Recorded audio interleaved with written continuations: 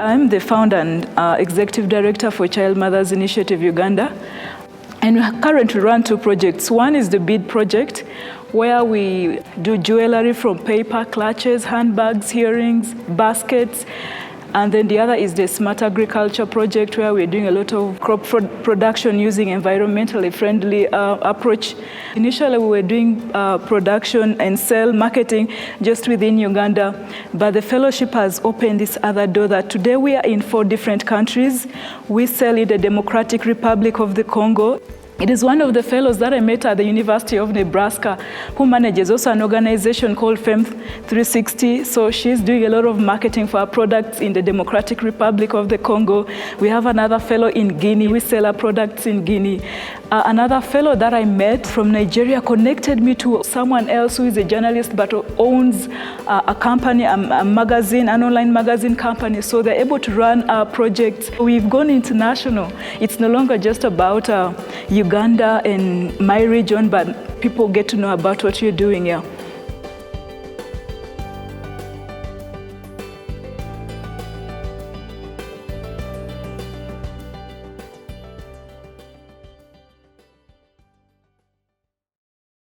Hi, everyone. All right, we're going to do a quick little exercise. Are you ready? Okay. When I say Yali, you say leaders. Yali. Leaders. Yali. Leaders. All right. You guys are ready. We want the energy to be all the way up. Well, my name is Rahma Wright, and I'm the founder of Shea, Yeleen, and we are a social impact business I started after serving in the Peace Corps. And I'm also Ghanaian American. Yes, Ghana Jollof. And what Nigerians. Right. And what my company does is we help women in small rural villages bring high quality Shea products to the US market. And I am really excited to be here with you this afternoon. How is your trip going so far? Okay, wait a minute. I need a lot more energy. How? You guys are Yali leaders, Mandela Fellows. How is your trip going so far? All right. That's exactly what I want to get from you guys. Well, we have a really exciting panel for you this afternoon. You're in for a special treat. We're talking about trade and prosperity between the US and Africa. Who here is trying to make some money? Okay, everyone's hands should be going up. Exactly. Well, we have been blessed with a group of panelists who have decades of years experience in trade and development on the continent. And to my left, your right, I have Rosa Whitaker, the CEO of the Whitaker Group. Jack Leslie, Chairman of Weber Shandwick and Board Director of the U.S. African Development Foundation. Laura Lane, President of Global Public Affairs at UPS. Lisa Schroeder, Global Director of Trade and Investment Policy at Dow. And then Vital Sunuvu, CEO of Exportunity, and he is also a 2014 fellow. Woo! So we're going to start off by just hearing a little bit about everyone's background, the company that they're representing. Give us a sense of your story and how you got to be where you are today. Well, let me just say I've been engaged in Africa for more than 30 years. And so it started many years ago out of a call and a passion for people, out of an intellectual curiosity about things like how do we empower people economically, and that led to me moving to Zimbabwe in 1984. and let me just say that my career path has been in the Foreign Service as a career diplomat serving in Africa, and in fact, Laura, that's where Laura and I met. So you see, there's life after diplomacy, and I from there moved to work on Capitol Hill working on legislation. I went there specifically to develop legislation, to work on the African Growth and Opportunity Act, which 5 of us came together to do, and moved from there to the Assistant U.S. Trade Representative for Africa, and from there to starting my own company, the Whitaker Group, in 2003, with the sole purpose of expanding investments, private sector capital, and investments in Africa. That's amazing. Great. Jack? Yeah, well, thanks for having me here. I've been to these summits before. I have to tell you, when it gets hot in Washington, we know the Mandela Washington Fellows are not far away, and it's always a great week. I'm sure you're probably sorry to see it. I guess it ends tonight, or this part of it ends tonight. So, I'm wearing 2 hats here, as you kind of indicated, and I like to think of it as my day job and my night job. My day job is chairman of Weber Shandwick, which is a global public relations and public affairs firm. We have over 90 offices around the world. Not enough yet in Africa, I might add. We do, for those of you, anyone here from Nairobi, we do have an office in Nairobi and in Johannesburg, and we need to be in many more places. And then my passion and my night job is as chairman of the board of USADF, the African Development Foundation, which hopefully most of you have heard of. I'm told, by the way, that there are about 700 of you, I guess, who are here, that we hope 40 of you will get funding from USADF, up to $50,000. Ooh. See C.D. Glenn, if he's somewhere around. I'm gonna sick them all on you rather than on me at the end of the program. ADF, for those of you who might not be as familiar, ADF was started back in 1980. Actually, when the legislation was sponsored by Senator Kennedy, Ted Kennedy, who I was working for then, but I have to say I had not heard of ADF. I was doing domestic work for Kennedy at the time. And it came about as a result of a debate that was going on in Washington, which will sound awfully familiar to you because it's the same thing going on today. It's had different names.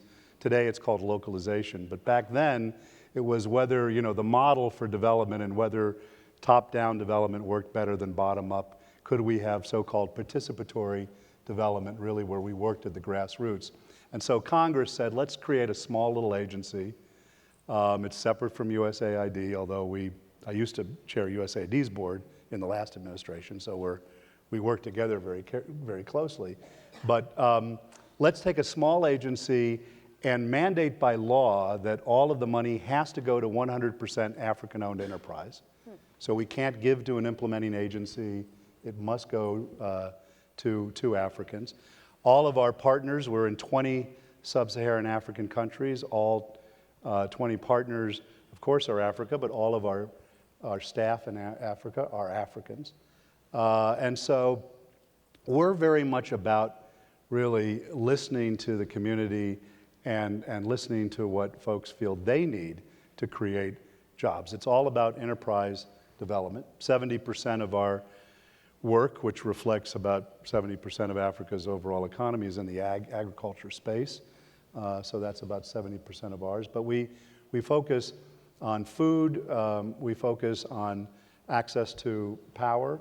So we're doing quite a bit with private sector partners like GE in the off-grid energy area, and then on employment, particularly employment for women and youth. So that's our story. Thank you. Laura? So my passion for Africa came from my tour of duty in Kigali, Rwanda. I am a first-hand witness to genocide. I saw what happened in that country, and to every Rwandan in the audience, all I can say is I'm sorry we didn't do enough. That is what has inspired me to be a change agent, to be an advocate for all that is possible in every single country in Africa. I left the Foreign Service because of the failure of US policy, because we did not do enough in Rwanda. But I vowed personally that in the entire rest of my career, no matter where I was or what I was doing, I would be a champion for the possible, for everything that could be done in Africa, because I saw what Rwanda did to turn itself around, and its story is simply inspiring. I've been at the I've been at the U.S. Trade Representative's office where I was involved in negotiations like the basic telecom or financial services negotiations and worked with African countries to get them to be a part of those foundational agreements, because you can't make possible all the economic opportunity or all the dreams that all of you have unless you have the basic infrastructure, and that included financial services and basic telecommunications. I then went to the private sector where I was involved with Time Warner telling African stories. I was involved in a lot of the movie productions that were telling the stories about the child soldiers in Sierra Leone, telling the stories so that people would understand what African countries have been through, some of them, and how they'd come out of them stronger and more resilient. I worked at Citigroup in terms of trying to facilitate a lot of the microfinancing that so many entrepreneurs across the sub-Saharan African continent need to be able to have that little bit of capital that sparks the possibility of the bigger, entrepreneurial project that they have in mind. And now I'm at UPS. And let me tell you, it's a pretty powerful place to be working, because what UPS is doing now is we operate across the only 50 countries, not every single country in Africa, but we work through local operators to provide the power of logistics to help connect companies, entrepreneurs with their customers, whether they're just on the other side of a city or all the way around the world. And here's what's really cool about what UPS is doing, and I'm going to share that with you because I hope it inspires you. A lot of people think that all the innovations happen outside of Africa and then they're brought inside. Here's what UPS is doing. We're partnering with amazing companies and countries to bring innovation that then becomes innovation we share with the rest of the world. We are now operating in Rwanda, a drone service that provides medical deliveries anywhere and everywhere across that countryside to be able to deliver the power of health to Rwandans wherever they are. We took that innovation from Rwanda and we took it to Ghana. And guess what? Those two success stories are what are now inspiring us to take that innovation here in the United States. So never believe that it takes an idea outside of your home country to make something go global, because we're innovating right in Africa, in many of the countries that many of you are from, and taking it global. So I am jazzed to be here with all of you, because I know you are entrepreneurs, you're leaders, you're people who have the vision for what is possible, and I believe in your vision, and we're ready to partner with you. That's amazing. I have to admit, Laura's one of my greatest friends here in Washington. She's also the hardest act to follow. We're gonna make a great team. We always do, and it's a great example of where teamwork can really help grow and share this dream across Africa. I will admit, I came late to Africa. I have not worked in the US government. I've always been on the private sector side here in Washington. And it wasn't until I really came to Dow that I was engaged in looking at the business and our strategy. And part of what really helped that, what helped educate me along the way, was that the company was getting much more sophisticated. We've had a presence in Africa for decades, but it's mainly at manufacturing in South Africa and in Egypt, and then a lot of sales and distributor relationships in between. The company, I think, really kind of came of age in the early 2010s, realizing that you need to have boots on the ground, as we call it. We need to be engaged. We need to be part of local communities. And I think what has really helped us better understand more than anything that capacity for innovation, as Laura's describing it, was getting involved with Yeleen. My former CEO came to the 2014, the US-Africa CEO Summit that President Barack Obama hosted. And what was extraordinary, what was striking about that conversation was, I felt like that was really the first time that we as companies were looking at Africa as the business opportunity. Not just CSR, it wasn't a humanitarian conversation, it was, there's really exciting things going on, how do we make sure that we're a part of that? And part of it was Yeleen. We were approached by USAID, and I was lucky enough to be part of that conversation, encouraging the company to take on that early founding role, to be part of one of the corporate sponsors, because I think one of the smartest things the fellowship program has done was look at this as the opportunity to create regional leadership centers, regional learning centers that could bring everybody together not just bringing you guys together as a network and a community, but making sure that we had a home to engage as we visit, as we look to build these markets in Africa. I was lucky enough to speak at the RLC in Joburg last year, and I got to admit, some of the toughest questions I've gotten in a really long time. So we have high expectations for the discussion with you guys here today, clearly. But as a company, it's really helped us understand and look at how we can be part of that value chain. As UPS is building the logistics opportunity across the continent, we're looking to deliver, as you're probably aware, Dow is a material sciences company. It's a very fancy way of saying we produce things like chemicals and plastics, but more importantly, we're looking at how science can be leveraged for innovation. Our goal is to be part of working with African companies, local partners, where we can help provide the right materials and science technology that'll develop the next generation of projects, products, technologies, goods, services, innovation grown in Africa that can lead how we deal with issues around the world. That can be things like waste management programs for plastics, how we leverage plastics to encourage greater food security, energy efficient building and construction materials. There's so many opportunities to take what is current and being developed and applying that to solve real challenges in Africa. We want to be part of that because we feel that we are part of that community. From engaging with Yeleen from our offices across the continent now, it's about growth, and that's inspiring. So we're honored and thrilled to be here. Thank you. Well, I'm really impressed by all my predecessors.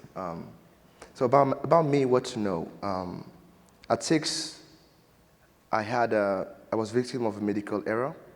I had an injection that was supposed to heal malaria, but actually almost paralyzed my left leg. So growing up, I literally grew up at a hospital, from 6 to 12. But I think that was an opportunity because it got me to keep reading books. I was reading a lot of comics. And I ended up believing that I could make flying cars. And I actually did believe it, and I actually went to college and started studying electronics. I was burning plastics, a lot of plastics, a lot of machines at home. My mom thought I was going to burn the house. I almost did once, but but the fact that I was African and that I had this condition made everybody believe that I couldn't do it. And everybody was like, no, stop dreaming. They were asking me, what do you want to do with your life? And I said, I want to make flying cars. And I said, no, but okay, what do you really want to do? I said, flying cars. And when I was in college, there was this lady who walked into our classroom and said she wanted to organize a trade show to discover innovations made in the country. And I was excited. I said, finally, I can meet my people. I can meet all the people who are maybe crazy like me. It was fantastic because we were in college and we started traveling across the country. And I saw amazing innovations. People doing amazing fabrics, inventing new ways of making the fabric, I remember this guy who invented a new type of generator. And my question was, as an IT engineer, I was asking myself, how can I help these people? It took us 2 years to organize a trade show. It was in 2010. We were so happy to organize this big trade show, a lot of innovators from 7 countries in Africa. And I was walking towards one of them, and I was satisfied. And I asked one lady, I remember, she was selling fabrics, and I asked her, was this useful for you? And she said, no. I said, how come? This is big, this is beautiful, a lot of people are here. She said, no, because those people who can really buy, those who can really make a real purchase that can change my life, are not here. A lot of people come and say they're interested, but what we need is to show what we do to the world. And that really had a profound impact on me, and really, I didn't know it would take me 10 years. I'm still on it right now. But my question was, how do I help this lady? And my graduation subject 10 years ago, in 2010, was how to build a platform that could help innovators and producers from Africa get access to market, not only domestic market, but globally. And that's how Exportunity started. I was fortunate enough to be selected for Yeleen in 2014. I was in UT Austin for Hook 'em Horn, for those who were there. And Austin was fantastic. I got to understand, to see how much people wanted to know about Africa. Were willing to actually pay for things made in Africa, the diaspora, and also people who didn't know anything about Africa before. And that really encouraged me. But The reality is that at that time, during YALI, we were still in a position in Africa where PayPal blacklisted most of the sub-Saharan African countries. Payments go out but don't go in. Logistics is a nightmare. It's more expensive to ship from Cotonou, my city, to Lagos, Nigeria. It's more expensive to ship within Africa than to ship from China to Cotonou, which is totally ludicrous. But at the age where we have AGOA, and many of the companies that benefited from AGOA were BMW, because they were shipping from South Africa. And when African SMEs and American SMEs could not really connect, and where the African Free Trade Agreement was recently voted, I think this is the best time for us to talk about trade in Africa. I think it's the most important moment for Americans to talk with Africans about trade. And I'm really happy to be on that panel to talk about it. Couldn't agree more. Thank you.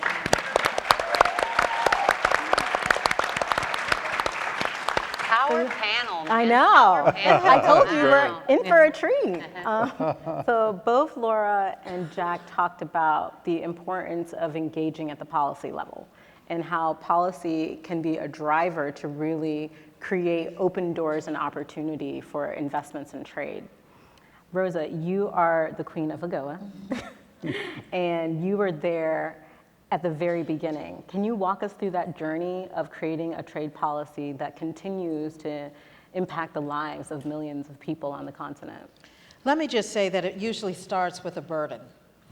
And the burden started when I was working in government, and I was in the Foreign Service, and it was during the birth of the World Trade Organization. So there was a lot of discussion about trade, investment, and then there were those of us who wondered, where does Africa fit into all of this? And I never forget, I got this démarche when I was working in Cote d'Ivoire at the American Embassy, and basically my assignment was to convince the government of Cote d'Ivoire to sign on to the WTO. And what I realized in having those discussions, that they had the better argument on the Ivorian government side. They said, trade does not work for us. And they cited all of the reasons why trade wasn't working. They convinced me that trade, according to the way it was done, was actually making Africans poorer. And so that created a burden. And I said, you know, we have an aid policy towards Africa, but we don't have a trade policy. And we had a trade policy for every region of the world except Africa. In the Office of the U.S. Trade Representative, which is part of the Executive Office of the President, there was an assistant U.S. Trade Representative for every region of the world except Africa. And that's because, according to the U.S. policy prism, at that time, African countries were beggars, charity, befitting of charity, but we had nothing in our policy that would convey U.S. support for or recognition of Africa as trading partners or in place for investments. So we had a big task, and so one of the first things that you can do if you're looking at changing policy, and Policy Foundation is very important for change. I've seen very little change that's sustainable without a change in policy. We found it like minds. And so there were about 5 of us that we said, we're going to create a trade policy towards Africa. And I recognized that location is important. I could not do that from the Foreign Service. And so that's when I worked and got a transfer from the Foreign Service to the Congress. And I was very selective about what congressperson I needed to work for. So when you talk about policy change, you got to find like minds, determine who you need and where you need to be.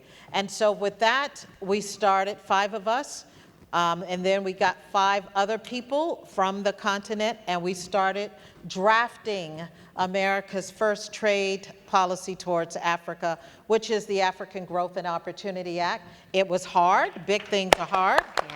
Yeah. And Laura, as a trade person, you may remember the members of Congress told us dead on arrival. Everybody told us dead on arrival. They said it's a pipe dream. Even the people who were going to benefit from it didn't believe we could do it. We got fought from the left. We got fought from the right. A lot of NGOs came out against it. Labor unions came out against it. Some of the businesses didn't believe it could happen. But to make a long story short, we never lost the faith because we knew we were doing the right thing. We had a missionary zeal about it because we knew that this would create jobs in Africa today. As of the most recent statistics, that AGOA was responsible for last year almost $13 billion in exports from Africa, and about almost 1.4 million jobs and 100,000 American jobs. And we had to really fight those protectionists in America that didn't want textile and garments coming from Africa to the US. So I will just say this, for those of you who want to create change in your countries, understand that you represent the majority. 60% of the population in Africa is 25 and under. Yes. And so you should not believe that you have to accept the status quo. Do not accept that you cannot do it. Do not think or believe that there's any force that's so big that you cannot overcome it if you're on the right side of an issue. And I just want to ask the audience a question, and I want you to be very, very honest with me about this. How many of you in your country, how many of you are registered to vote in your country? Okay, now, that represents more than I usually, probably because it's Yeleen.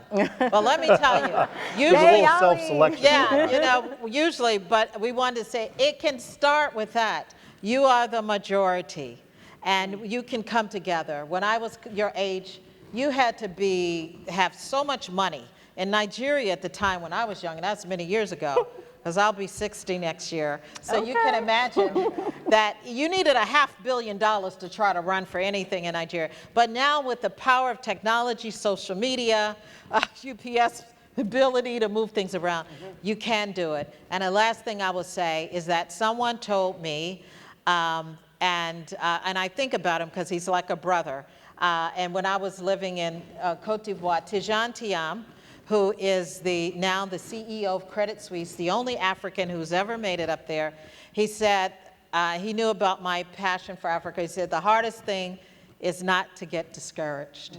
And that is the advice I would give to you. Just don't get discouraged.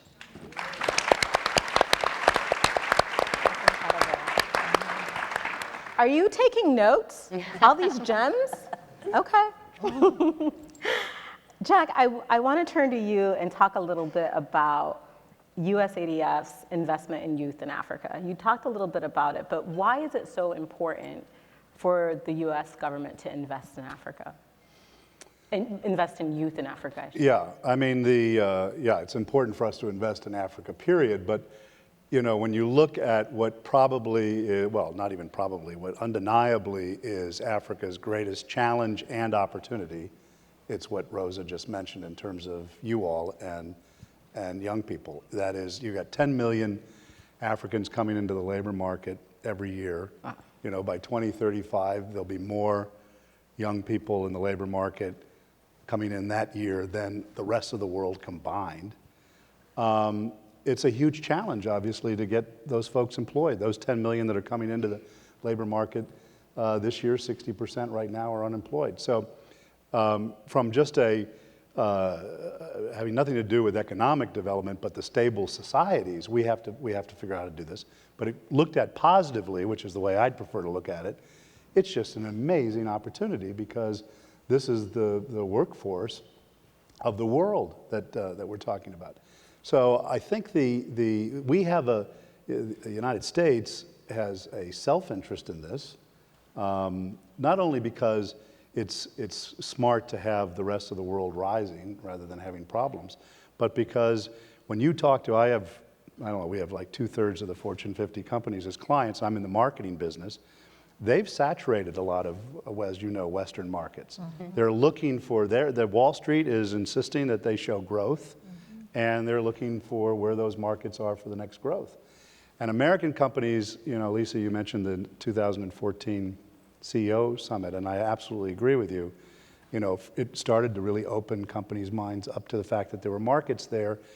Europe, I think we kind of oftentimes ceded Africa to some European business interests because of all the historical ties, and then this town loves to talk about China and everything China's doing in Africa. But the US, you know, if it wants to show growth in major markets that we right now in like technology and finance and others that we have strong global positions, then we have to be involved in Africa. The other thing is that, and Laura is much more of an expert than I am in terms of global supply chains. It's not like it was, you know, the old days you could use import substitution models in trade. We used in the United States an import substitution model to get to where we are.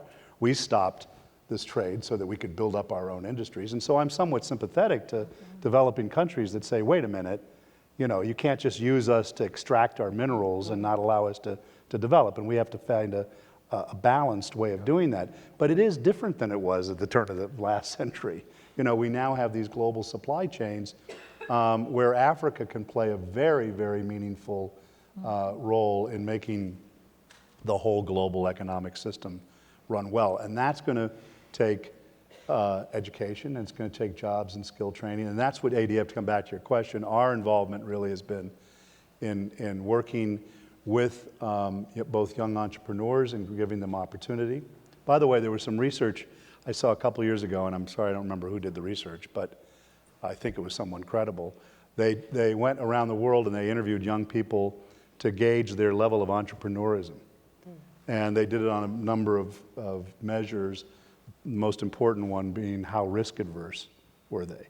And everyone, of course, in the United States, we love to think we're the entrepreneurs of the world. Well, actually, Africans ranked significantly higher in this study on entrepreneurism than did American young people. A much higher risk tolerance, and to your point earlier, a willingness to be much more creative about looking for, you know, solutions to problems in their markets. So if we can at ADF, even though we're doing it at a very, very small level, if we can help harness that entrepreneurial spirit, if we can do the early, I mean, as you may know, and it's the 40 grants we'll give to the Mandela Washington Fellows, it's the early stage enterprise. They're only up to $50,000. That's a lot to start something.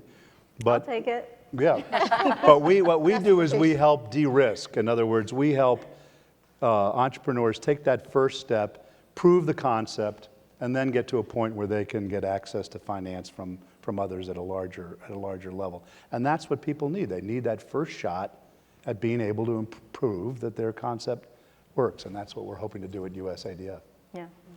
Laura, I want you to just talk a little bit about what Jack was saying in terms of, you know, supply chain and so Laura and Lisa and I, we are all part of the Doing Business in Africa Advisory Council. So we've had opportunities to travel. I was going to tap into that. Yeah, and you know, I miss the conversations and the presentations that you would do on supply chain and trade facilitation.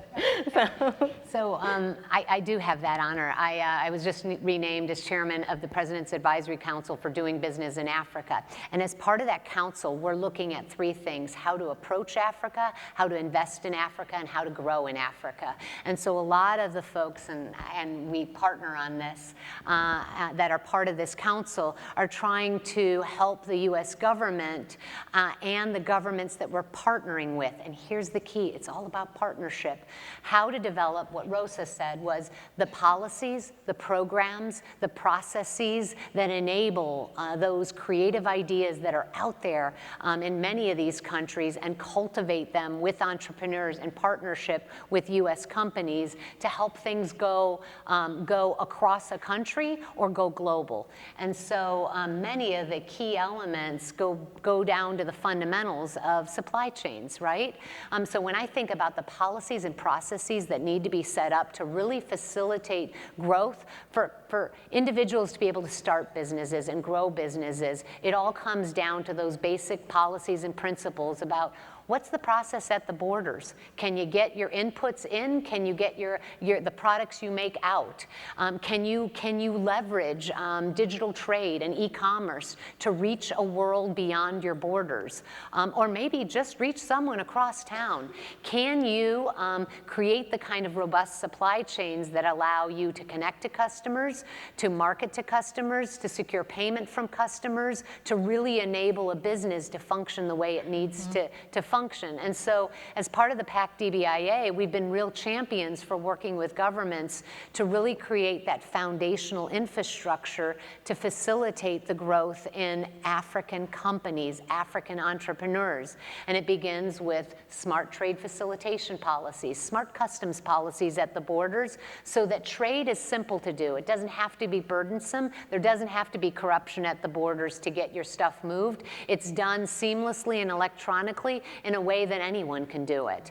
It's about championing the systems that are needed so that everyone has access to the telecommunications infrastructure that's needed to engage in e-commerce, as well as a financial services infrastructure to facilitate payment services, as well as facilitate the funding for the investment needed and the capital needed to grow an organization. And so we've been real champions for those kinds of basic infrastructures in addition to the hard infrastructure. You know what? If you don't have power, you don't have good road systems, it's going to make it all that more cumbersome to be able to move products or reach new consumers if you don't have that basic infrastructure in place. And PAC-DBIA is really about championing opportunities, again, for partnership, so that there are opportunities for U.S. companies that maybe have some know-how and African entrepreneurs to partner together to develop that hard infrastructure and that soft infrastructure, so that those supply chains work for everyone to go global. So when it comes to supply chains, sometimes, especially for the demographic here, it can feel like, well, it's so big. Like, how can I participate? What is my role? So what would you say for younger people, for the youth here, which I believe everyone's under the age of 35, what is their role? I'm under 35. It's a state of mind for me. I'm forever 21. What is their role, these leaders? What are some of the things that they can do in their communities to make this problem seem so less cumbersome and daunting? Okay. 3 things. 1, you have to vote.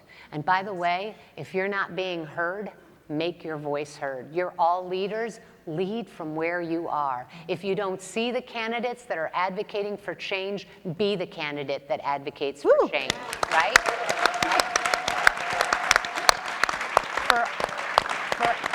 And speaking here to all the men in the audience as well as all the women, you know what makes the world a better place? Is when everything is inclusive and there's no discrimination.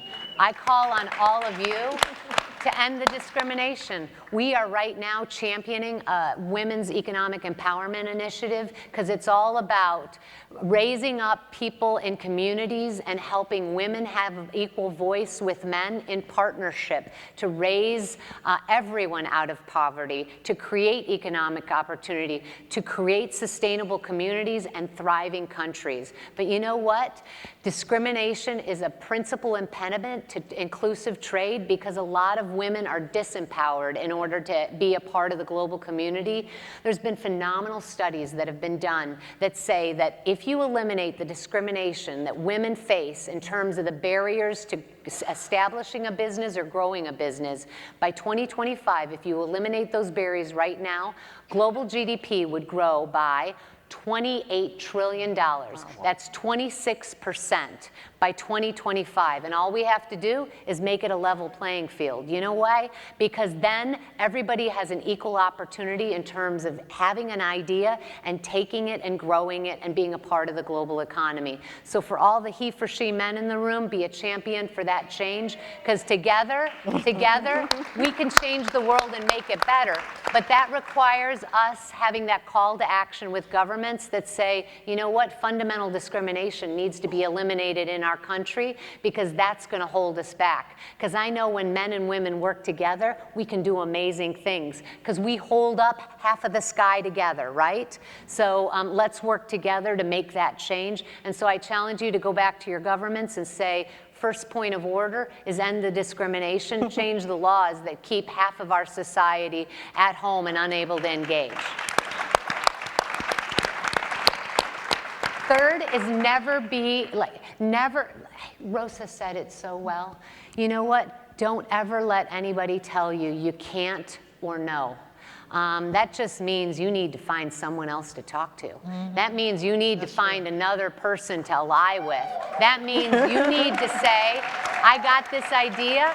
I need to find champions with me that will fight for this idea. Maybe I need to get smarter about how to establish a business. Seek out workshops that make you smarter. If you're not a financial person, do what you did. Read every book you can. Get smarter about it, so every obstacle in your way, you get over. Every weakness that you think you might have, tell yourself, I will get stronger. And then go out and be the change that you want to see in the world. Because you know what I say to myself every single day? If not me, then who? If not you, why not all of us? Right?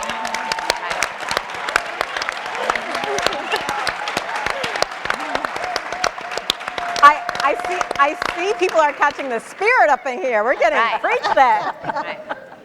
Lisa, I think this is a really great segue for you to talk about the work that you do as the president of Women in International Trade. Well, I'm going to take up two topics because I really want to build or echo something that Laura was just saying, and maybe this is the fourth call to action too.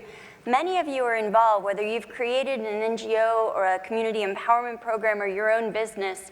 You also can help be the voice. You need to be the voice educating your government on what does the economy look like today.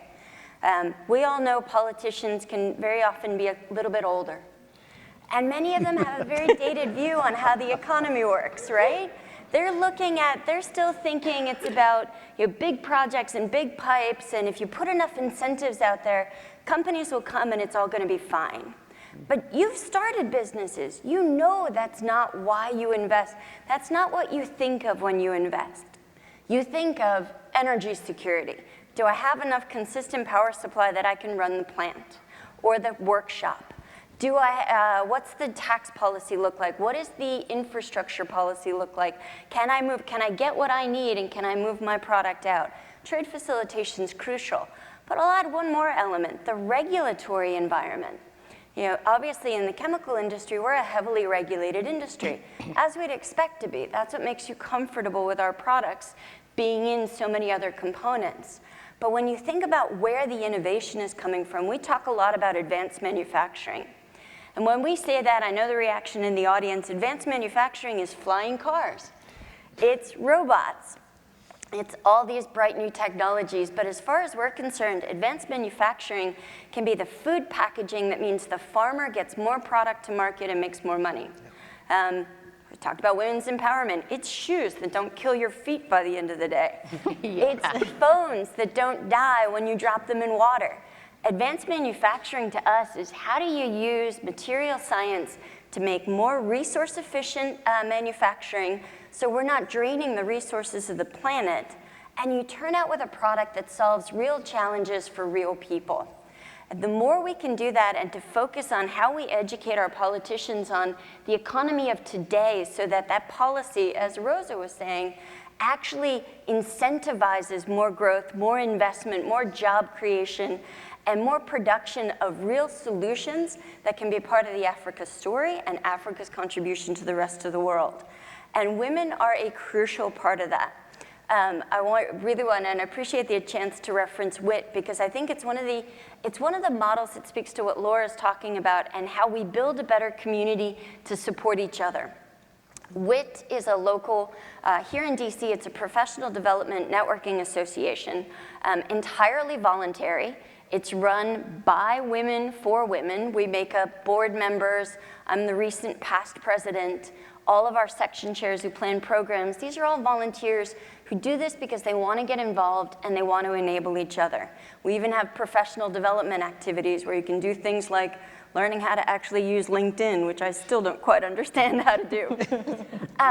All of this, though, comes together under the umbrella of an organization called OWIT, which is the Organization of Women in International Trade. That's a global entity, and I am really proud to say OWIT's national conference last year, or global conference last year, was in Nairobi. We were in Nairobi because there's an amazing group of women in Kenya who created their own chapter and are doing this for each other. So when you've got someone who tells you no, well, I would never advocate blowing up the house, I gotta tell you, Herbert H. Dow, my founder and the original starter of my company, he blew up the tool shed 3 times before he got it right. And he could do that because he had a family that said, give it another try. Of course you can. And that's what we all need more of in our life. So if you don't have that kind of an environment or a WIT type chapter, we're available online. OWIT exists. There's organization chapters in Africa. And creating that community where if you can't find it, make it. WIT itself, and I'm very proud to say, is a 31-year-old organization, was actually one of those groups that started because a bunch of women here in this town were getting together all the time, seeing each other at all the same events, and we're standing around, as so very often happens, in someone's kitchen one night and said, we should create a group. 31 years later, we are 700 women, and we just actually won one of the most prestigious trade lighthouse awards that you can get in this town. If you don't find it, build it. If you need the support, go out there and find the people who are going to empower you, because the more we do for each other, the greater the success story is going to be. Vital, you are doing it. You're building it. You didn't see something in your community and you decided, I'm going to do something about it. And it's something that is not only helping you specifically, but it's helping people get access to markets. And that is, I love that. And I think for your colleagues in the audience, can you talk a little bit about some of the challenges that you've faced and how you've been able to overcome those challenges and not give up and keep going? Well, thank you so much for this question. That's, first, guys, when you get back home, and I'm not bad-mouthing, most of us fellows have a 6-month depression. Okay. Because you go back and you have That's all real. these ideas. He's keeping it real. Yeah. You saw all these ideas. I'm going to change everything. Fantastic. I saw this amazing startup in Austin, and I'm going to do the same. And then you go home, and home is still home. Things haven't. It's like you're in a bubble right now, right? Exactly. I mean, I don't want to burst it. Like, keep it up, keep it. But to come to your question, I came home, and payment solutions didn't work, and we had to create it. I was fortunate enough to be selected for the Tony Lumelu Entrepreneurship Program for the first year, and I needed a payment solution, so I had a chance to ask the question. I told Mr. Lumelu, I want to do business with your bank. Can you introduce me? I want your bank to handle my transaction. He said, fantastic. This is the CEO. So I went down there, and I harassed the poor guy for 6 months. And finally, out of that, we're able to become the first company to receive payments, Visa, MasterCard, and Verve payments in Benin, coming directly to a bank account locally, which was a breakthrough. Because suddenly, someone who's selling someone in Nachtengu can sell the product to anybody in the world. But we were so happy, and we thought the problem, that was it. But the other thing was that it's good to receive Visa payments, but we have to disburse those payments to people. We did not want to use mobile banking because it's still too expensive. So we went to the bank, and we said, we want to issue our own brand of cards. And we issued this, the export card. It's a card that, first, a prepaid Visa card. We connected it with PayPal. We connected it with mobile money, so it can be loaded by mobile money. And after that, we still had the logistics issue. Because as I was saying, it's so expensive to ship products. But many people, when you talk about shipping, will tend to think about 10 tons of 8 million tons of something. That's for bigger corporations, a ton of something of a casual shipped by an SME can pay a school fee, Nobody really talks about those small shipping volumes. But I think it's very important. So what we did is that we partnered with the National Post of Benin. Many people don't realize, but a National Post, many of them in Africa are going bankrupt because nobody's selling letters anymore. But they are the oldest institutions in most countries. They have a real estate, and they're very good at shipping. And many people don't know is that they have the lowest rates of shipping. So that's what we partnered with them. So we obtained, with the support of the government of Benin, the cheapest rates for shipping. So suddenly what happens is there's a producer in Benin who receives an order from anywhere in the world can actually go to the nearest post office and just drop the product there, and can ship it. Not saying the National Post was the easiest part, but because you had to explain to a bunch of people who were used to doing everything with paper that we want to digitize the way you handle, the shipping. And it was quite a challenge, but eventually this helped us because we became the largest distribution network in our country with 111 offices right now, thanks to the National Post. And we don't pay for rent, which is beautiful about it. So. But just to conclude on the last part of the challenges, the other thing is when you're on an African platform, I was so obsessed, from my background in engineering, I tend to be too detail-minded. And we built a platform that's in 92 languages, 8 currencies. So you come from anywhere in the world, you can go to exportunity.net right now. You can see an African product made by an African. Every product you click on, we ask over 80 questions. Any question that you need for international trade, for a customs agent to see before allowing the product was asked. We make sure that every company on our platform is legally registered. So we vet all that. So all that took a lot of time, but today, the biggest, the most daunting task is to get people from all over the world to know that this platform exists, and that you can come there and see African products. We offer online shops for companies that we don't have a logo on it. They have the logo, they can fully customize it, because the goal is not about us. It's their success make our success. So yeah, just to conclude on that, the challenge is still, how do you get customers from around the world, and especially from the US, to know that there's a place to find African products, good quality and vetted. That's the biggest challenge right now.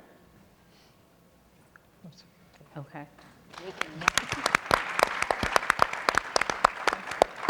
So I think we are going to be heading to Q&A in about 5 minutes. Oh, to now, okay. So everyone who has been listening to this amazing panel, start getting your questions ready. While you're getting that ready, I just want to ask one last question for the panel. Rosa, you talked about this. So you, with 5 people, it basically created a program that didn't change the lives of people for 1 year or 2 years, but for decades. So what you basically said is you need to have the right squad around you. Yes. So I want to know about your squads. And it can be, everyone, I would love to answer this question, which is the characteristics of the people around you. Who are the people that, whether it's professional or personal, that you allow in your space to allow you to be successful?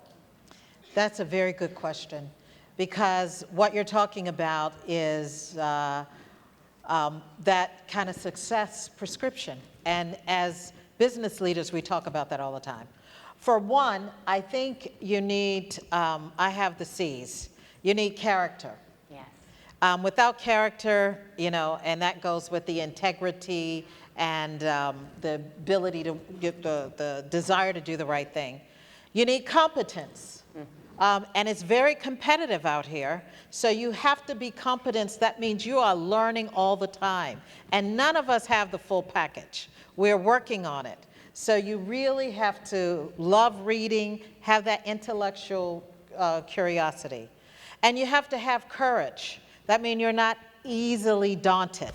So you don't stop. When you look at the people who rise to the top, those are the overcomers. And so those are really, I think that courage, competence, character, and the 4th C is just a commitment. You got to just be committed. Okay, so those are the people in your squad. Those are my squad. Jack? So I had to take notes because the C thing I like. So I've come up with 2 other C's, which are really important in my business. The first is curious. That's true. You know, we want folks, because creativity is another C, I guess we can use that too. But creativity, and essentially my business is a creative business, comes from folks who are curious, who want to explore something new, and from that, they get something that's very engaging. So I'd say curious, and the second thing that's become so much more important in our business, and I think in most businesses, is collaboration. That's true. It used to be in our business you could kind of work in silos because you had certain expertise and it was okay. But today, in a kind of digital environment, and in a cross-boundary kind of environment, having folks who are, I'll come up with a D, which is diverse, diverse and able to collaborate is very, very important. So mine are 3 Ps, right?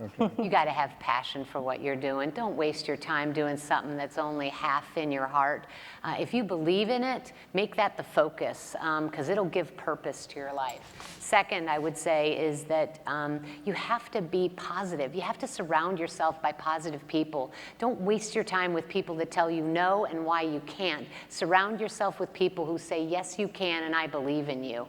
And then third is persistence. That's true. The reality is there's a lot of enthusiasm out there in the world, but the enthusiasm will only get you to the starting line. It's persistence that gets you to the finish, and then makes you realize, hey, that's not the real finish line. I've got so much longer in my journey, and so you have to be someone that persists in the face of failure, that says, all right, learn from that, and let's keep moving on.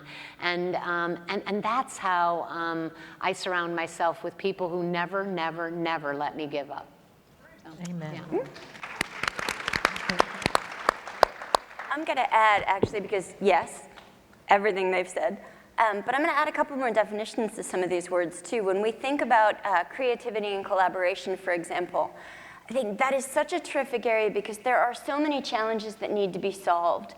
And there's so many more new ways to go about it. When you think about what you bring to the table and you can help with, think about not just how you're helping yourself, but collaboration is about how you're empowering someone else. Be that change agent. Encourage your friends that no matter what, they can go for that job and you're going to be happy for them. We want to be the group, the generation that's empowering each other to be successful. Because that passion and the persistence you're bringing to solve real challenges, the more we're doing that collectively, the more we're engaging each other so that everybody gets to their full potential, I mean, that's where we're really genuinely going to see things move forward in a much more positive way. So true. Well, on the same question, first thing, remember there's only one of you on the planet. And when you die, what do you want people to remember? You know, that's something that really gets in my mind every day. Second thing for me is put love in everything you do, because if you don't love it, you're just going to be miserable. So when I don't love something, I don't do it. Third, have faith. You know, if your dream doesn't scare you, it's not big enough. Yeah. To make it scare you, and have faith in it. And third, and last,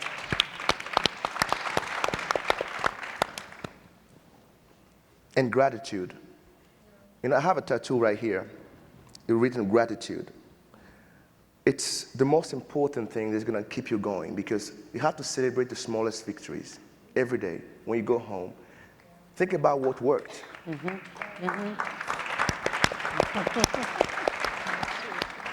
And the fifth, to close on that, is, see, look around you. The guy or the lady right next to you might be your biggest support in the next 5 years. Yeah, that's true. Yeah.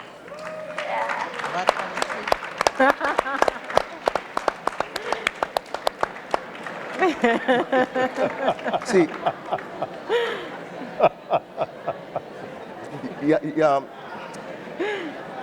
Yeleen, yeah. On that note, They're- I don't.